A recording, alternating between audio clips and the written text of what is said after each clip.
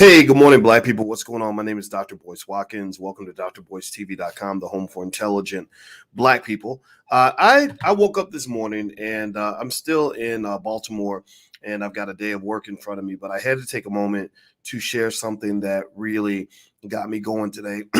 It was Kobe Bryant. Mr. Kobe Bryant was on my brain today, and RIP to Kobe. Kobe's a great man, and he was a great athlete. And more importantly, was not just that he was a great man and a great athlete, but Kobe Bryant also embodied some principles and values that I think you have to admire. This brother was extraordinary when he was alive, and unfortunately, Kobe Bryant's life ended sooner than it should have ended, but he left us an amazing legacy as an athlete.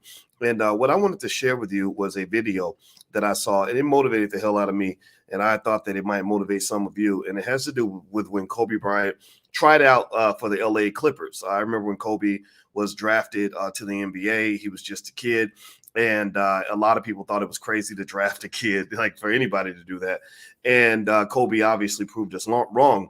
But here's a clip where Kobe is talking to one of those talk show hosts. I want to say Jimmy Kimmel, but I know it's not Jimmy Kimmel. It's another guy that's just like Jimmy Kimmel. And I'm just going to share this video with you all, and then kind of let you let you know why this video was on my brain. So here it is. I'm gonna play it right now. So here is Mr. Kobe Bryant, and hopefully I can, let me see. You know what? Let me stop sharing for 1 second so I can make sure I get the audio in here so you guys can hear it okay.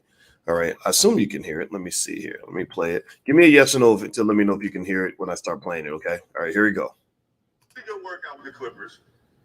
I had a really good workout with the Clippers, and they told me, they said, this is the best workout we ever seen.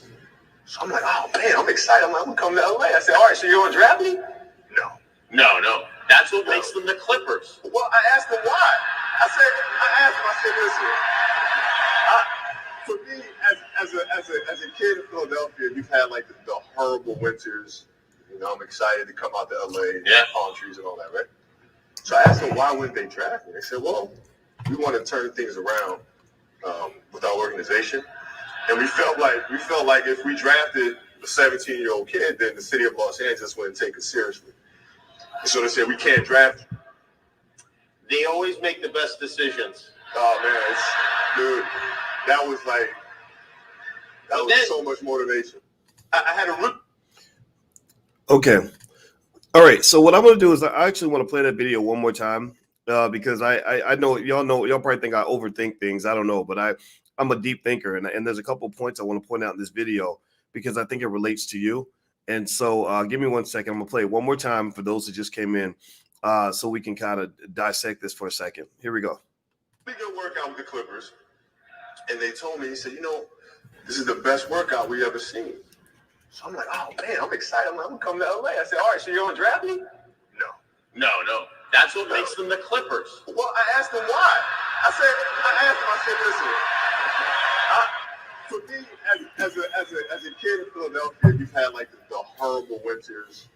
I'm excited to come out to LA, palm trees and all that, right? So I asked them why wouldn't they draft me? They said, well, we want to turn things around with our organization. And we felt like if we drafted a 17-year-old kid, then the city of Los Angeles wouldn't take us seriously. And so they said, we can't draft you. They always make the best decisions. Oh, man, dude. All right. So I hope you guys were able to hear it okay. It looks like I saw a few yeses. So let me just kind of give you a quick breakdown on this. Hit the thumbs up button if you haven't done it yet. Please hit the thumbs up button. So first of all, let me just say this. Obviously, it's hilarious that the Clippers had a chance to draft Kobe and they didn't, and they saw everything. I mean, God put it right in front of them. He showed them how great this kid is, how great he was going to be. They said it was the best workout they've ever seen, but they didn't make the investment. They didn't want to take the gamble on a 17-year-old kid. And why they made that decision, I don't know. But the Clippers aren't known for making great decisions anyway. That's why that was so funny for him to say that. But with that said, one of the things that this made me think about, and this is something that I wanted to share with you, is that this video, in my view, shows you, look, if Kobe Bryant can be rejected, one of the greatest basketball players in the history of the world, if Kobe Bryant can be rejected, then why are you so distressed when you get rejected? If Kobe Bryant this guy who goes on and does these amazing things, who dominates grown men on the basketball court, could be rejected. What makes you think that you're going to be able to be successful without having to experience the disappointment of rejection in your own life? They say the road to hell is paved with good intentions, but one of the things I found is that the road to heaven is paved through the road to hell. That if you want to get to heaven, that's on the other side of your hell. That's on the other side of your fear. It's on the other side of your limitations. It's on the other side of rejection. It's on the other side of haterology. It's on the other side of all kinds of pain that you might have to endure in order to get access to your heaven. Now, I hope that you get access to your heaven without going through any pain. I hope that it's easy for you. I hope that you get to be the guy who, becomes an Olympic champion while eating donuts every day. That's what a lot of people think. You know what I'm talking about? A lot of people think they're going to get the big reward without going through the big sacrifice. And then when others get the big reward, they just sit back and they get jealous and mad and they talk down and whatever, right? Because they didn't want to make the sacrifice that some of us made in order to get to where you want to get to. But I'm just telling you that your heaven lies on the other side of your hell. And the other thing about rejection is really interesting. And I said this to my brother when he was 14, 15 years old, when we were talking about girls. And I would talk to my brother for hours and hours on the phone. I'd change his diapers when he was a baby, and he works with me in business. He's one of my most important business partners.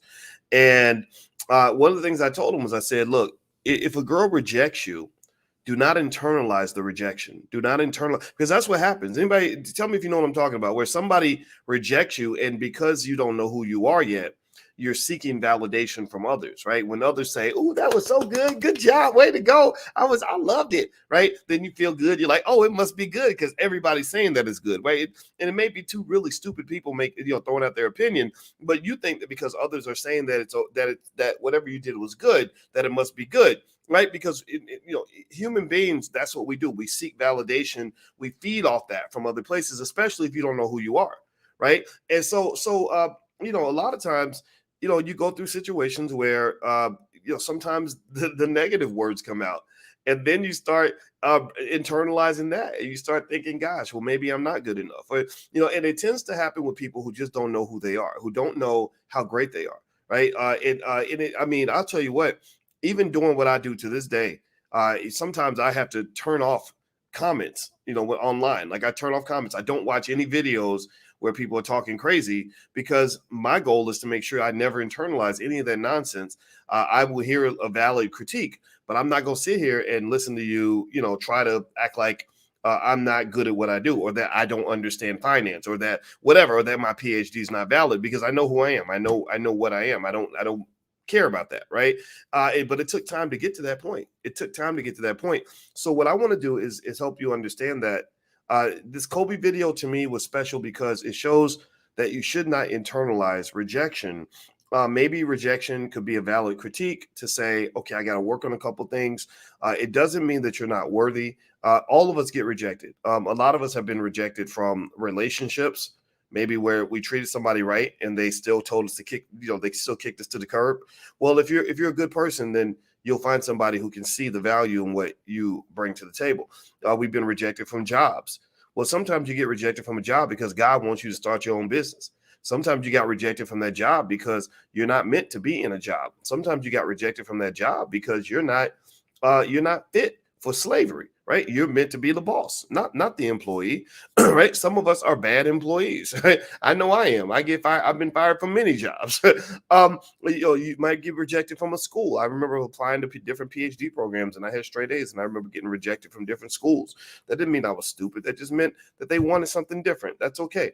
And the list goes on and on and on. So what I want to say is that one of the keys to success that I've noticed is that successful people tend to know how to process rejection in a way that doesn't in any way undermine their motivation. They either use the rejection to fuel them, to motivate them even more, which is beneficial, but sometimes you got to be careful about that too. You can't spend your whole life trying to prove one person wrong. Who the hell is that person? Just because they didn't see how great you were going to be, or just because they didn't see you as worthy of being in a relationship with, that doesn't mean that their opinion means anything, right? So even that idea of saying, I'm gonna prove them wrong, like Michael Jordan, that's what fueled him. His whole life, he was like, I'm gonna prove the people wrong who rejected me from the 10th grade basketball team. Well, they figured out by the time he got to North Carolina, he was player of the year. They probably said, dang, that was a mistake. We should have took that dude. And then they moved on with their lives, right? So sometimes carrying that baggage, even if it motivates you, it helps you succeed, but it can also be damaging to your soul, right? So what I've learned is that there's a tremendous amount of power in forgiveness. Forgiveness is a superpower that a lot of people overlook. When you tell me I'm not good enough, or you reject me when I know I could have benefited you, when you tell me you don't want to work with me, when I'm sitting here thinking about all the ways I could have helped you become more successful, it's like they say in the Bible, forgive them for they know not what they do. I forgive you because maybe you just don't see the same thing I see.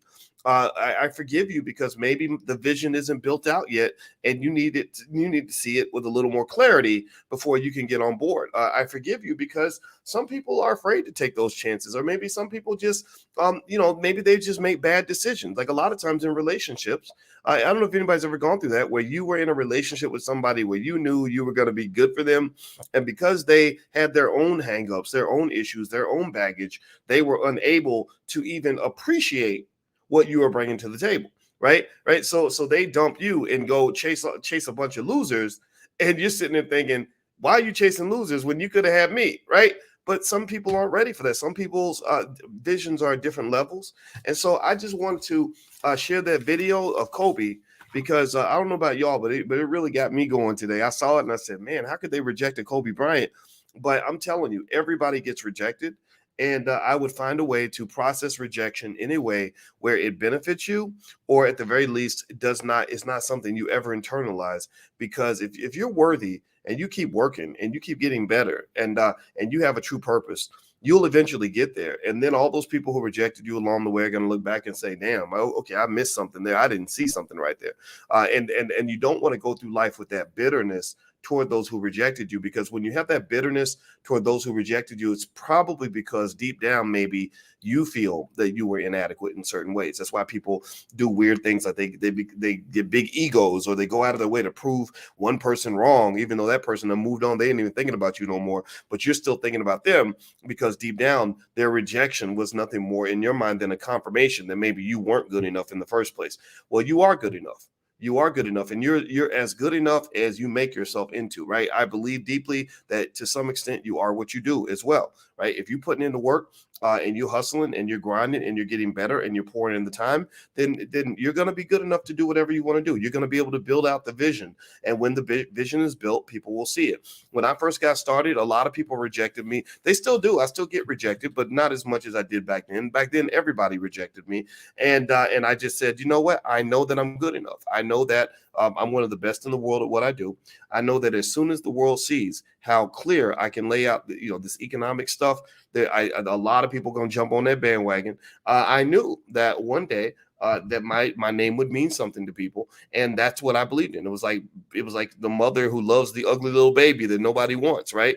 And I said, but I'm gonna cradle this baby, I'm gonna take care of it, and I'm gonna grow this baby up into a big, strong man. And guess what? We're gonna go out here and we're gonna do some things. So do not feel like rejection is about you. It's really more about them, right? It's more about them. And then at that point, you sit down, you walk away, you process the rejection in a healthy way, then you get back to doing the work. That's where great people come from. So I want you to go out and be great. So everybody type greatness in the chat. If you're committed to greatness today, that's my conversation for a Sunday morning. I just thought I would share that with you, because I woke up and I'm always looking for things that get me going. And I saw that video of Kobe, and I said, okay, Kobe, all right, so you said something good today. And I put it on my Instagram. My Instagram is the real Boyce Watkins, so feel free to follow me on Instagram. And I do have a life class that has a lot of motivational stuff, and not just motivation, but actual specific instructions on how to be a high achiever. And actually right now I decided to make it totally free in the Black Business School. And so the URL is blackkeystogreatness.com. It's right there on the screen. And also, in case you don't know, we do have a social media platform called Black Enough, which is basically, to me, it's better than Facebook, because it's all Black and you can find out where people live near you and engage, and there's no censorship. So feel free to go to blackenough.com also. So I'm showing that on my shirt. All right, guys, let me get back to work. I love you. I hope you have a great day. Please hit the thumbs up, share, subscribe button on your way out the door, and I'll talk to you soon. Take care. Peace.